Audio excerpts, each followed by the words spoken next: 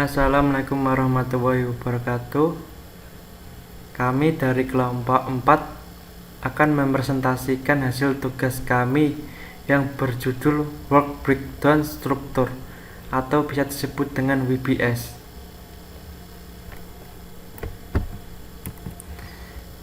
Daftar anggota kelompok kami yang pertama Dwi Yuda Saputra, NIM 2020-53062, dan yang kedua Husni Nabil Farino 2020-53063, dan yang ketiga Ramzi Amirul Mukminin NIM 2020-53065, dan yang keempat Faul Nur Rahman 2020-53066. Langsung saja materinya akan disampaikan oleh teman saya. Di sini saya Faul Nur Rahman, NIM 2020-53066. Saya akan menjelaskan tentang pengertian WBS. WBS adalah kepanjangan dari Work Breakdown Structure. Work Breakdown Structure itu adalah proses awal dari project management yang terbagi dalam fase-fase project. WBS ini sendiri sangat penting dalam perancangan project. Dengan WBS kita akan menerapkan tahapan project secara detail, aktivitas yang hierarkis, di mana setiap aktivitas ini akan dikelola kepada pelaksanaan masing-masing. Dari project tahapan tersebut, lalu kita akan menganalisis kebutuhan SDM atau sumber daya manusia dan sumber-sumber daya seperti tempat, fasilitas, alat-alat yang digunakan, dari jumlah total waktu yang akan digunakan dan pemakaian sumber-sumber daya lainnya. Kita menentukan biaya proyek untuk mempermudah dan lebih efisien. Nah, saya akan melanjutkan presentasi dari teman saya. Di sini fungsi WBS. Fungsi WBS sendiri sangat penting untuk membagi suatu tugas besar menjadi beberapa sub-sub tugas yang lebih kecil, sehingga nantinya proses menjadi lebih detail dan mempunyai tingkat perencanaan proyek yang lebih baik pula. Berikut ini beberapa fungsi Work Breakdown Structure, yaitu yang pertama digunakan untuk membagi suatu proyek ke dalam unit yang diidentifikasikan dan bisa diatur.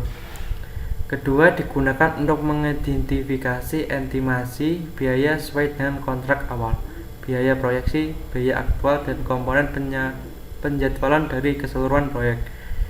Ketiga, mengintegrasikan estimasi biaya dan melakukan penjadwalan untuk perencanaan kegiatan dan pengedilan kemajuan pekerjaan.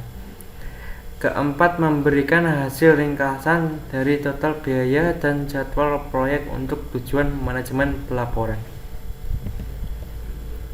Karakteristik WBS. Karakteristik WBS di sini yang pertama hierarki, mempunyai sifat hierarki yang artinya memiliki multiple level atau beberapa kelompok tingkatan. Contohnya yaitu saat kita ingin membuat sistem pembangunan gedung Z. Level pertama adalah membuat sistem perencanaan rumah. Level kedua yaitu objektif, seperti apa yang ingin dicapai, dan kemudian pada level ketiga yaitu detail proses apa saja yang akan dilakukan. Hal ini sangat penting agar tidak terjadi kebingungan pada saat pembuatan sistem yang nantinya dilakukan terlebih dahulu. 100% rule, artinya semua barang atau resource yang sebelumnya sudah disediakan harus habis terpakai. Jadi kita haruskan melakukan perencanaan yang rinci dan bagus agar tidak adanya kelebihan pada resource seperti kelebihan material, SDM, dan biaya sebisa mungkin dapat dialokasikan pada proyek yang dibuat sesuai dengan rencana awal. Yang ketiga, mutually exclusive. Ini tidak boleh adanya overlap dan saling mendukung. Contohnya yaitu pada pembuatan gedung Z. Pekerjaan seperti persiapan, pemasangan beton, dan lain-lain tidak boleh adanya overlapping, yaitu satu pekerjaan dikerjakan oleh dua orang yang berbeda sehingga menghasilkan pekerjaan ganda. Dan proses saling mendukung yaitu keseluruhan proses yang ada di bawah pembangunan gedung Z seperti pembersihan akan mendukung persiapan, dan pekerjaan persiapan akan mendukung tercapainya pembuatan gedung Z. Dan yang keempat, Oxtom Focused, yaitu proses dukung-mendukung yang memfokuskan pekerjaan pada satu kesatuan proyek, berupa objektif dan detail dilakukan hanya untuk mencapai tujuan yaitu gedung Z dapat terbangun. Materi selanjutnya akan disampaikan oleh teman saya.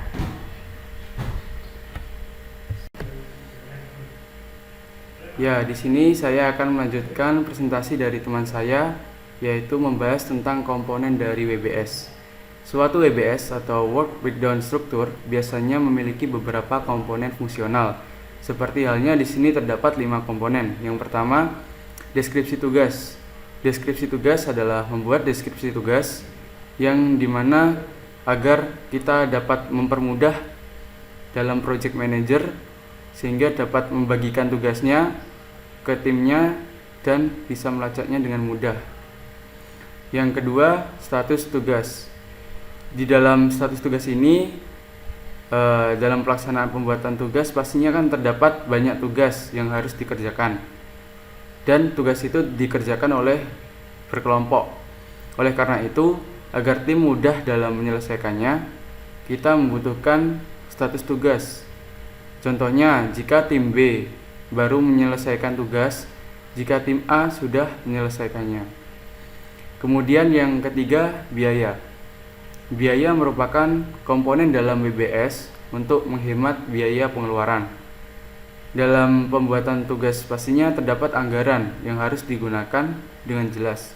Dari penjelasan tersebut, nantinya kamu bisa melacak biaya anggaran dalam suatu proyek.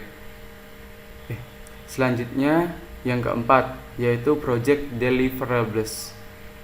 Project Deliverables ini harus dimasukkan dalam WBS karena pada komponen ini mengacu pada hasil tugas proyek yang diraih perusahaan dan setiap pekerjaan yang dilaksanakan dalam proyek tersebut.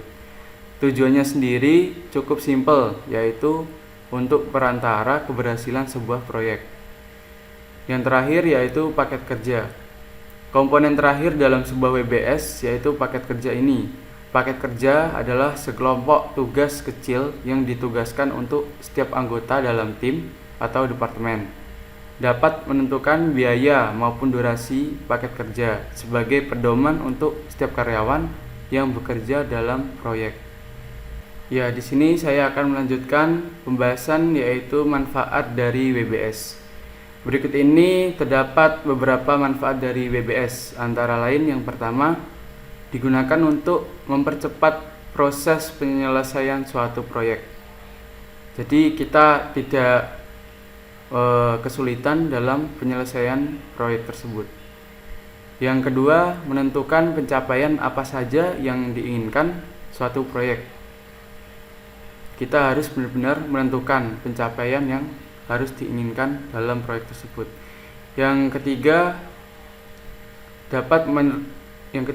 dapat merencanakan proyek ke depannya. Jadi dari WBS ini kita dapat mempermudah dalam proses perencanaan proyek yang akan dilaksanakan ke depannya kayak gimana ada. Yang keempat, dengan menganalisa WBS kita dapat membantu meningkatkan akurasi dan kelengkapan. Yang kelima, dapat mendefinisikan bahan dari sebuah proyek. Dan yang keenam, mengurangi kompleksitas pada sebuah proyek. Yang ketujuh, mengurangi tingkat masalah dengan merencanakan manajemen risiko. Dan yang terakhir, mengidentifikasi aktivitas yang dimana nantinya akan dilakukan. Selanjutnya saya akan melanjutkan presentasi dari kelompok saya. Saya akan menerangkan tentang kelebihan dan kekurangan menggunakan WBS. Pertama yaitu kelebihan menggunakan WBS. Yang pertama yaitu ketika kita menggunakan WBS, kita dapat meningkatkan produktivitas para pekerja. Jadi, penggunaan WBS dapat membuat pekerja menjadi lebih produktif. Karena dengan menggunakan WBS, proyek nantinya akan lebih terstruktur dan pekerja tahu urutan apa yang harus dikerjakan selanjutnya. Yang kedua yaitu memiliki rencana berupa langkah-langkah yang lebih rinci. Dengan menggunakan WBS, proyek yang dikerjakan akan semakin rinci karena dalam pembagian satu kesatuan menjadi suatu hierarki yang memiliki banyak sub-sub tugas. Yang ketiga yaitu meningkatkan transparansi dan akuntabilitas. Transparansi yaitu terbuka untuk semua orang, sehingga dapat dilihat proses kerja dari suatu bagian proyek tentang bagaimanakah pertanggungjawabannya. Jadi, ketika ada petugas yang tidak mengerjakan tugas dengan benar, maka akan terlihat pertanggungjawabannya. Akuntabilitas sendiri yaitu pertanggungjawaban yang masing-masing pekerja tentang kegiatan apa yang telah mereka lakukan atau kerjakan. Dengan terbukanya transparansi membuat pekerja meningkatkan akuntabilitasnya karena kegiatan yang dilakukan oleh pekerja dapat dipantau oleh atasan. Lalu, yang keempat yaitu meningkatkan identifikasi resiko menjadi lebih baik. Dalam setiap proyek, pasti ada suatu resiko yang dapat terjadi. Dengan menggunakan WBS, kita dapat membuat rencana sehingga kita dapat meminimalisir suatu masalah yang akan terjadi nantinya. Yang selanjutnya yaitu meningkatkan progres dalam proses monitoring. Pihak penyelenggara proyek dapat memantau berjalannya suatu proyek atau proses monitoring menjadi lebih baik dan terstruktur karena adanya WBS yang memecah satu kesatuan besar menjadi bagian-bagian yang kecil. Masing-masing dari bagian tersebut dipimpin oleh seorang penanggung jawab. Selanjutnya yaitu kelemahan menggunakan WBS. Yang pertama yaitu mekanisme pengerjaan proyek menggunakan pendekatan langkah demi langkah. Hal tersebut wajar karena dengan menggunakan WBS kita membagi satu tugas yang tugas tersebut besar menjadi suatu hierarki yang di dalamnya terdapat sub-sub tugas atau sub-sub bagian yang menyebabkan berjalannya suatu proyek tersebut menjadi lama atau step by step. Yang kedua yaitu ketika terdapat suatu masalah harus diselesaikan dengan persyaratan atau requirement yang berlaku. Hal ini terjadi ketika dalam suatu proyek pasti terdapat suatu masalah yang tidak dapat dihindarkan, khususnya ketika menggunakan WBS. Dengan menggunakan WBS, maka akan membagi sub-sub tugas menjadi lebih kecil, sehingga dalam menyelesaikan suatu masalah harus menggunakan persyaratan yang sudah berlaku atau yang telah ditetapkan pada saat awal perjanjian sebelum dimulainya menggunakan program WBS ini. Selanjutnya yaitu nomor 3, pada saat eksekusi proyek akan memiliki beberapa kegiatan dalam satu waktu. Hal tersebut pasti terjadi karena dalam satu hierarki terdapat beberapa banyak sub-sub tugas yang dalam tugas tersebut dapat dikerjakan dalam satu waktu, tetapi berbeda orang yang mengerjakan tugas tersebut. Yang keempat yaitu sulit untuk mendapatkan rincian yang pasti tepatnya. Hal ini merupakan pengaruh dari menggunakan WBS karena sub-sub tugas yang banyak pastinya membuat laporan rincian atau laporan kegiatan menjadi lebih banyak pula. Hal tersebut membuat sulit untuk mendapatkan rincian yang pasti dari masing-masing sub tugas. Yang kelima yaitu proses penyelesaian proyek menjadi lebih lama.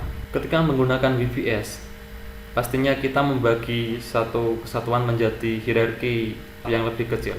Ketika ada suatu masalah, maka hal tersebut pasti harus dilaporkan kepada atasan. Dan pelaporan tersebut yang menyebabkan penyelesaian proyek menjadi sangat lama. Selanjutnya yaitu contoh WBS perangkat lunak bentuk hierarki. Di sini ada level 0 yaitu pembuatan proyek internet. Level 0 merupakan judul proyek yang akan dikerjakan nantinya. Lalu yang selanjutnya yaitu level pertama, yaitu objektif tentang apa yang ingin dicapai. Dalam proyek internet ini, sebelum kita membangun suatu proyek, kita harus menentukan konsepnya terlebih dahulu. Lalu kita mendesain, membangun situs web, lalu penggunaan situs web tersebut nantinya seperti apa, dan dukungan berupa bantuan. Setelah melihat objektif yang ingin dicapai, selanjutnya yaitu pada level 2, kita mendetailkan kembali proses apa yang akan dilakukan. Pada tahapan konsep, dapat dilakukan beberapa kegiatan, yaitu seperti evaluasi, mendefinisikan, lalu menyusun rencana proyek yang lain, lalu menjelaskan. Lalu selanjutnya pada level ketiga, didetailkan kembali proses-prosesnya menjadi lebih rinci.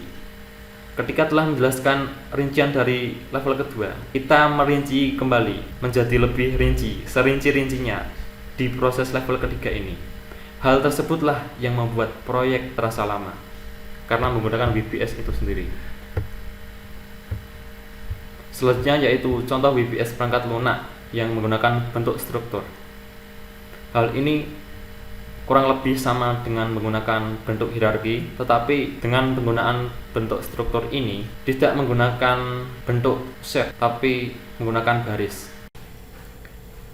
Sekian dari kelompok kami, terima kasih dan sampai jumpa. Wassalamualaikum warahmatullahi wabarakatuh.